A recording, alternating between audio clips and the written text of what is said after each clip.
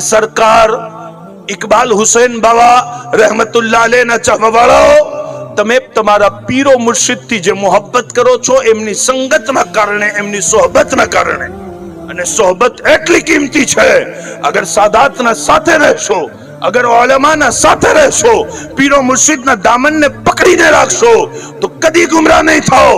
બાકી જો દામન મૂકી દેશો ને અને એમની અંદર ऐब અને ખામીઓને તલાશ કરશો ને તો જિંદગી ક્યારે જહન્નમ તરફ ચાલી જશે ખબર નહીં પડે. આ વાતને હંમેશા યાદ રાખજો. આ ગુલશન ગુલશને મુસ્તફા છે, આ ગુલશન ગુલશને હૈદરે કર્રાર છે, અહેલે બેતનો ગુલશન ગુલશને ફાતિમા છે.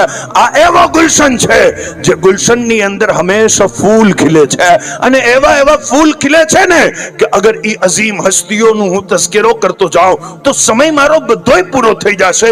પણ ખાલી આ વાતને હંમેશા યાદ રાખજો, કદી તમે કેરીને બાવળના ઝાડ ઉપર તલાશ કરો તો નહીં મળે, હંમેશા તમને કેરી મળશે તો આંબાના ઝાડ ઉપર જ મળશે. આ જે ફિતનાના જમાનામાં માણસો અહેલે બેતની ગુસ્તાખીઓ કરે છે, સહાબાએ કિરામની ગુસ્તાખીઓ કરે છે, પણ અમે એ બીજી તરફ જોતા જ નથી. એટલે કે બીજી તરફ તો ઈ જોવે જેનો કોઈ મુર્શિદ ના હોય. અમારી પાસે મુર્શિદ સરકાર સૈયદ દાદામિયા બાપુ કાદરી જેવી હસ્તી છે.